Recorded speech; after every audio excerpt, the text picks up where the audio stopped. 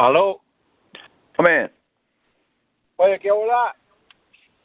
I see. What up, dude? Hey, man. Just gonna jump right in if you're down. Yeah, what's up, man?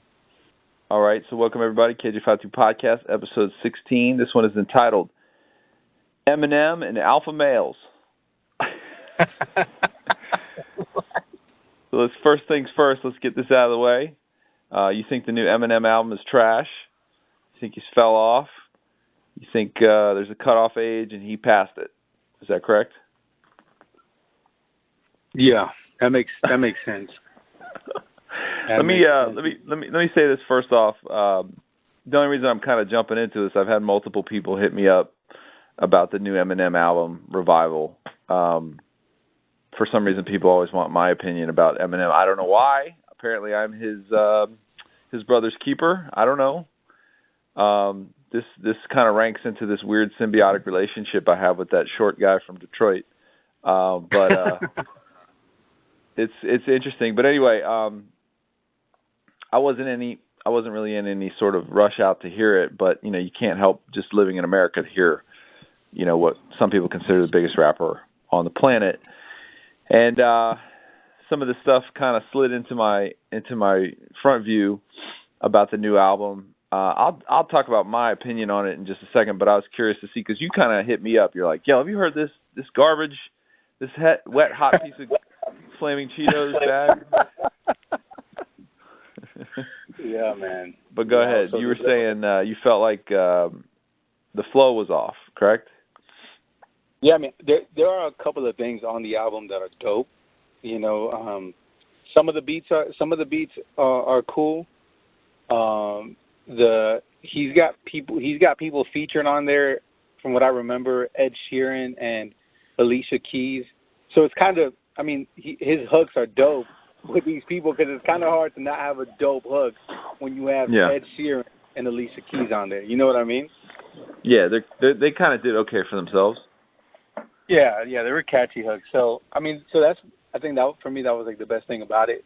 I had to listen to the new Eminem album just because I had no idea it dropped, but just people were putting so much about it that I'm like, you know what, let me hear it, because people were saying so many negative things about it. I'm like, let me just hear it, right? So I heard it, and it was just, man, I was just so. I don't know if disappointed is the right word for it, because I don't listen to Eminem anymore and really any secular music, secular rap. But when I heard him, I'm just like, man, like just from an MC and from producer's perspective, like just the flow sounded off to me.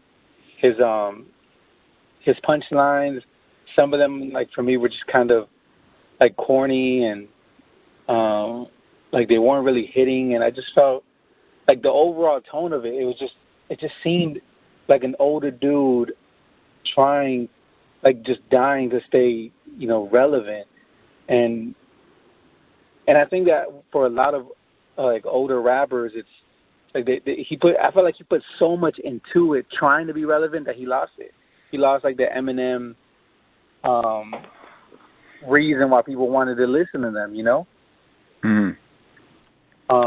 And I have different theories as far as like why I think older rappers kind of fall off, or are just not as dope as you once thought they were. I mean, there's so many different theories, but I don't know if you wanted to get into that now. Oh, I see what you did there. I see what you did there. Seeing as you're an older rapper, I see what you did there. Is that your bump set spike volleyball move right there? No, it does. You know what? That's a great statement, because it's true. I mean, granted, the hip hop generation is we're still very young as a genre period. So a lot of these things we're just trying to figure out. But you're right. You don't really hear of any rappers on the other side of 40 making their seminal album, so to speak. You know what I mean? Right. It seems like you do hear guys that kind of get some records that are sort of critically lauded. I think Jay-Z's 44 or 444 record seemed like was kind of well received. Obviously, that guy's pushing 50. But outside of that, you don't hear we have yet to really experience someone that's on the other side of 40 making their Thriller or making their, Right. Illmatic or whatever you want to say. And maybe that just has to do with the fact that these guys all made their mark when most of us were very young. And so it's hard to compare how you think at 25 versus how you think at 45. You know what I mean? You know what I mean? So there is something about the struggle and having nothing and coming from nothing to something that, lends itself to great albums, so to speak. You know what I mean? Especially when you're young because you identify with the uphill battle. But I actually, I breezed through it. I didn't pay for it because it kind of showed up in my Spotify or whatever. But I said, let me find out what's going on here. And it's funny because there was about 2 or 3 songs that honestly really moved me emotionally. And maybe it's just because I am in a similar situation. But he has a song called Bad Husband. And he talks about being a great father but being a bad husband. Now, I'm not saying I feel like I'm a bad husband and a great father, but I can understand the struggle. It's a lot sometimes easier to love your kids because you can do that very unconditionally than to be a great spouse because a lot of times we haven't been given great examples of what it means to be a great spouse. You know what I mean? So for a lot of us, I think, especially those that married maybe younger, a lot of us it's on-the-job training. You know what I mean? So now, granted, I haven't written 17 songs about stuffing my wife in the trunk and XYZ, so I don't have a lot to repent of. But I can, relate to the experience of trying to juggle music and a career and a family and being a husband.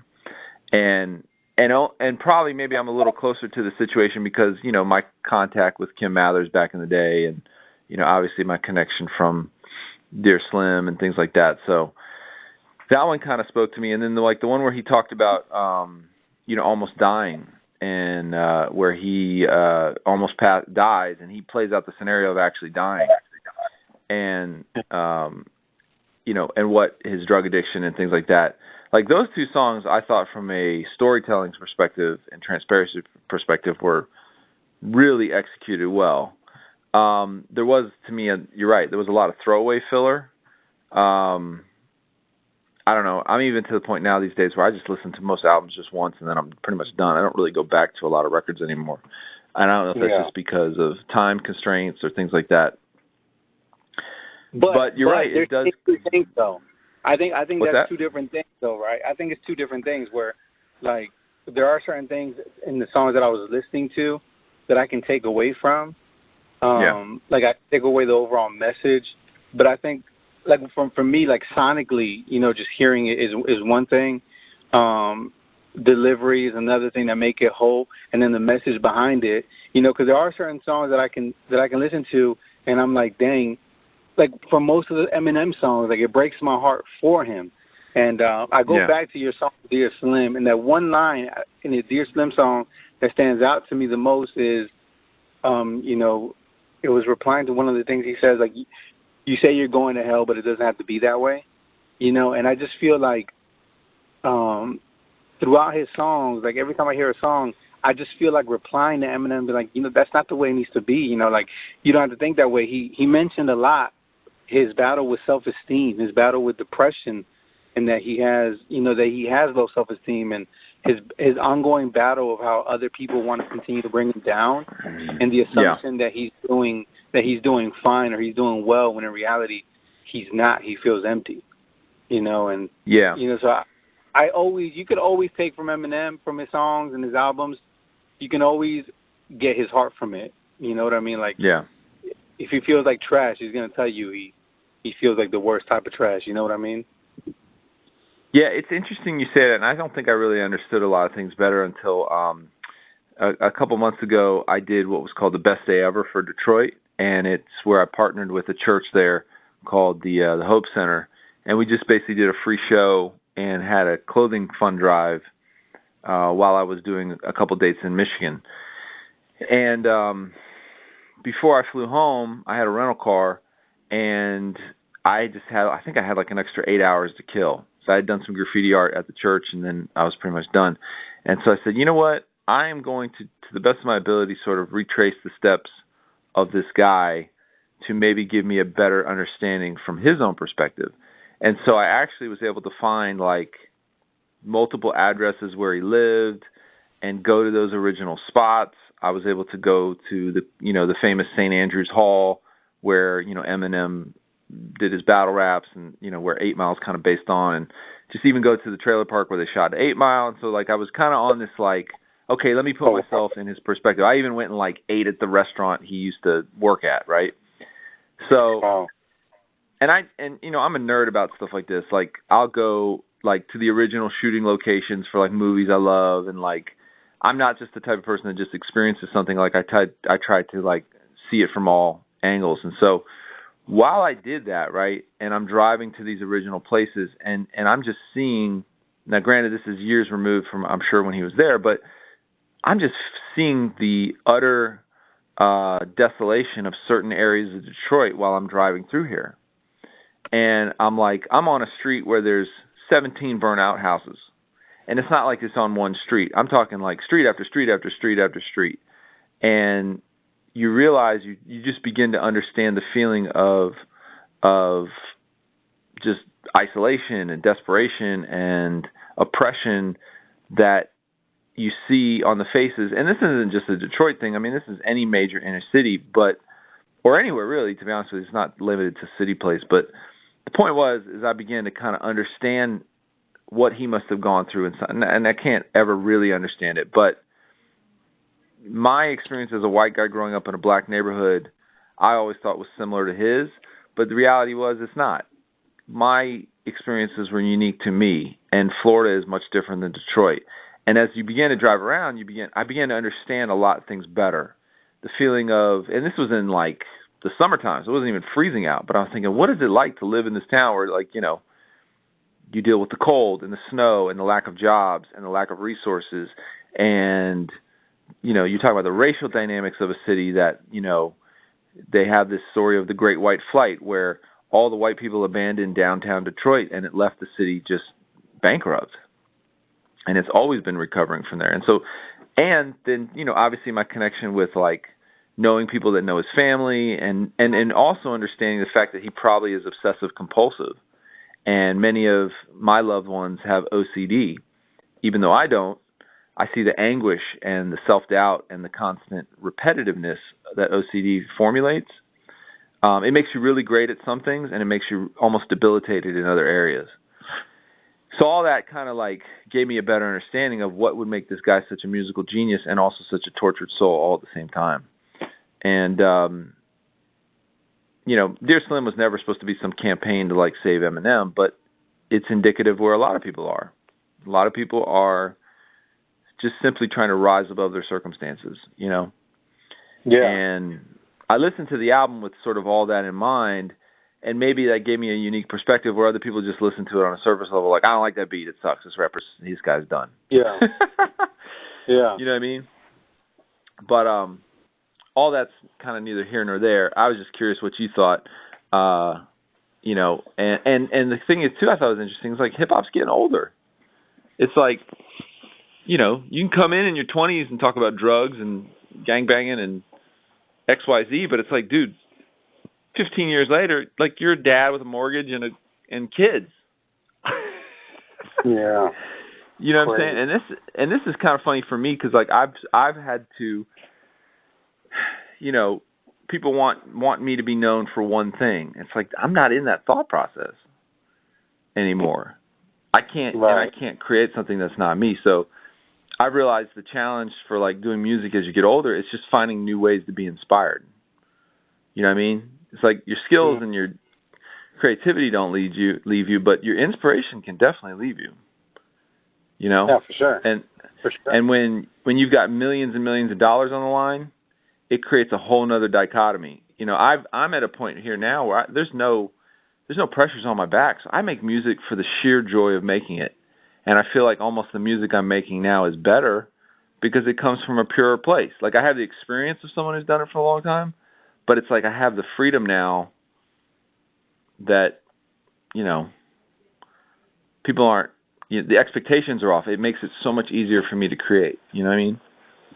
Yeah, and it's a little awkward also. I mean, I think you can totally relate. Where as fans, even if it's not in a bad intent, but we want to hold the artist into that nostalgic moment that we fell in love with that artist, or right. when he first came out and that hunger that he had when he first came out.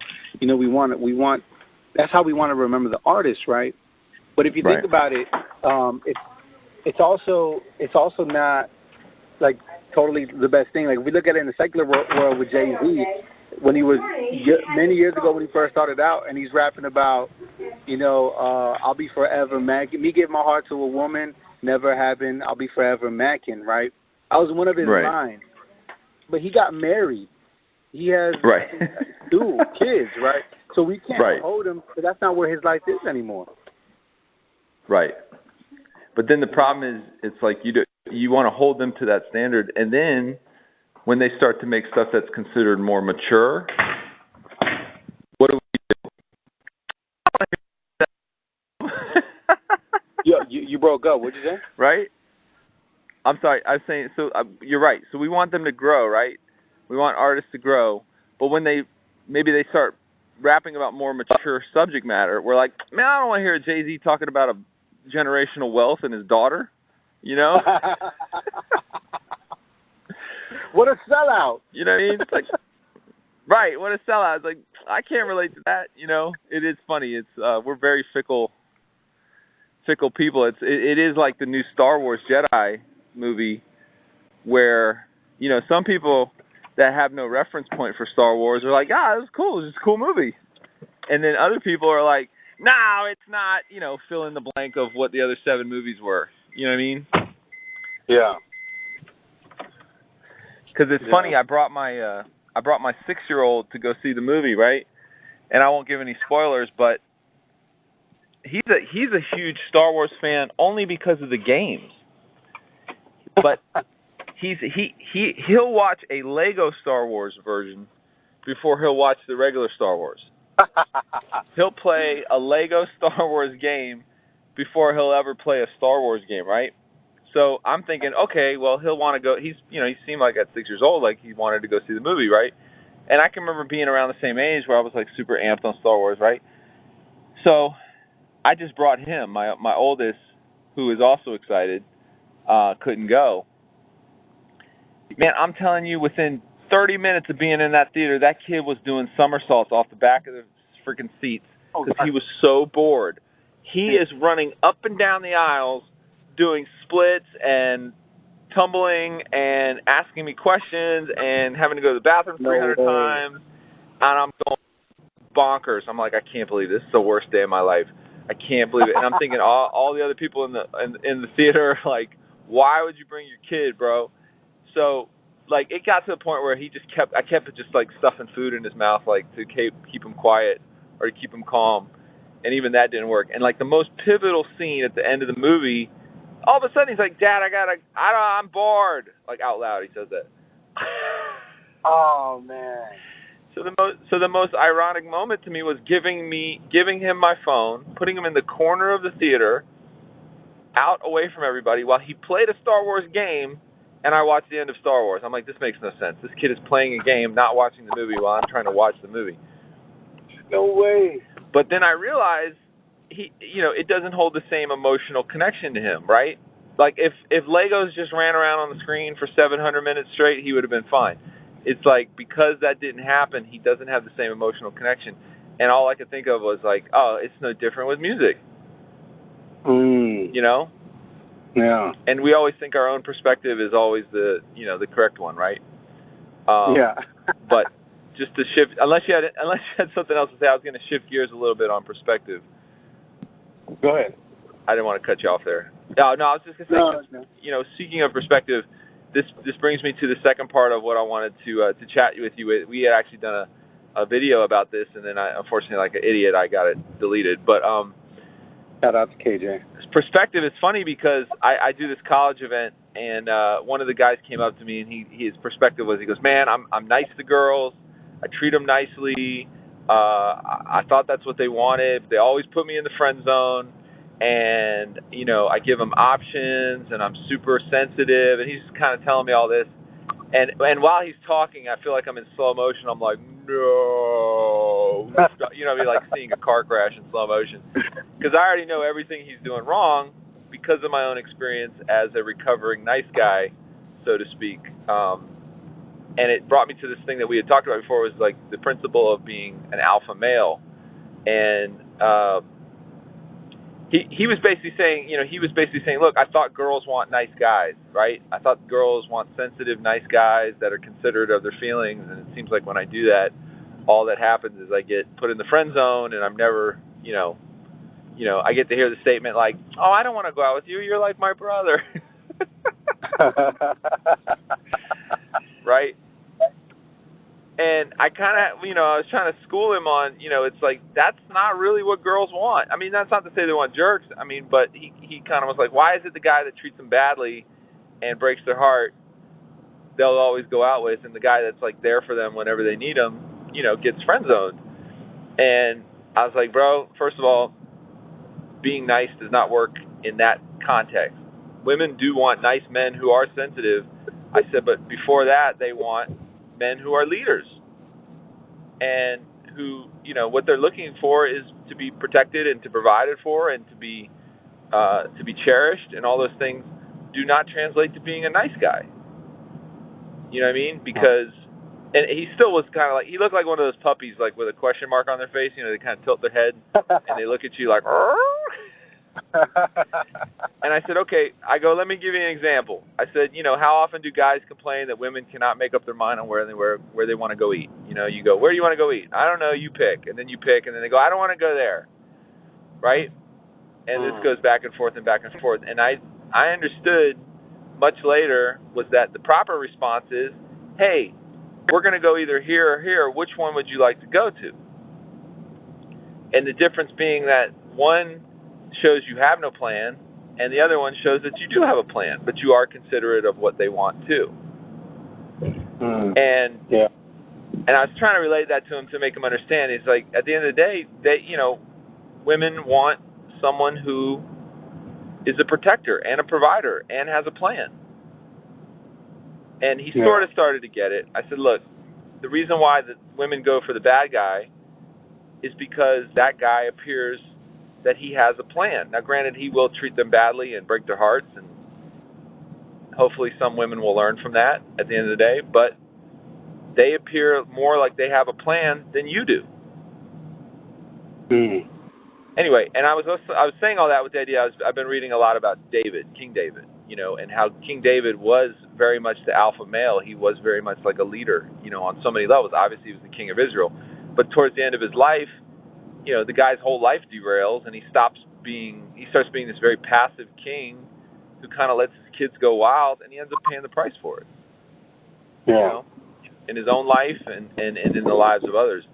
But you had brought up some really good points when we were talking about that, so you mind kind of repeating those things? Yeah. Because you're a married man. You're a married man. Yeah. Shout out to Jazz. You propose? Did you propose on your music video?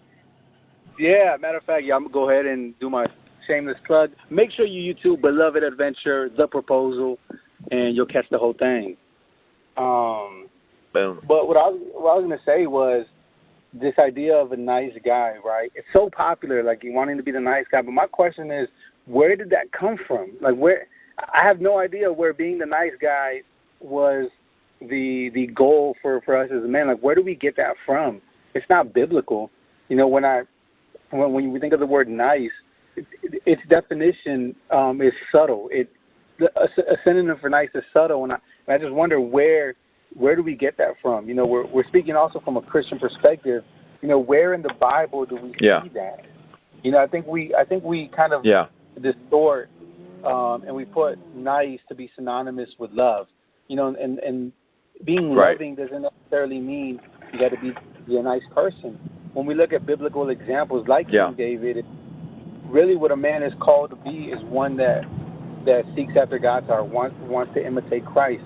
And even when we look at Christ's life, when he's speaking to people and people are approaching him, he was authoritative. He had initiative. He was confident. And I think those are the things that we need to chase after. We got to redefine what it means to be a man, because even among the church, inside the church, we see that same exact thing. Men are being passive. Men are not leading their household. Women are the ones that are getting up, going to church. Women are the ones that are getting these men to go there, and we need to redefine. And we gotta tell these boys to man up and what exactly it looks like, because it's not biblical. Our view of Jesus. Boys to men. Yeah, we got to get these boys to men. Exactly. Boys to men. This idea of Jesus. ABC, BBD. Who's that? Oh, that's, I'm sorry, what did you say? Motown Philly? Oh, Motown Philly, is that what it is? No, Boys to Men, that's the group. Motown Philly back again. Oh. ABC, BBD. Anyway, sorry. I totally derailed your statement. Please continue. No, I was going to say, this idea that we even have with Jesus. We view Jesus the same way as a hippie, always, happy and passive and everything is good, Like that's not the Jesus of the Bible. So we gotta remove this philosophy and it's a mix up of what a Christian man is supposed to be and back it up again with biblical foundation. Yeah, it's funny because Christ is never described as being nice. He's described as being a compassionate man. You know what I mean? He's described as being one who was a friend of sinners, but you never hear him like, Jesus, he's a nice guy.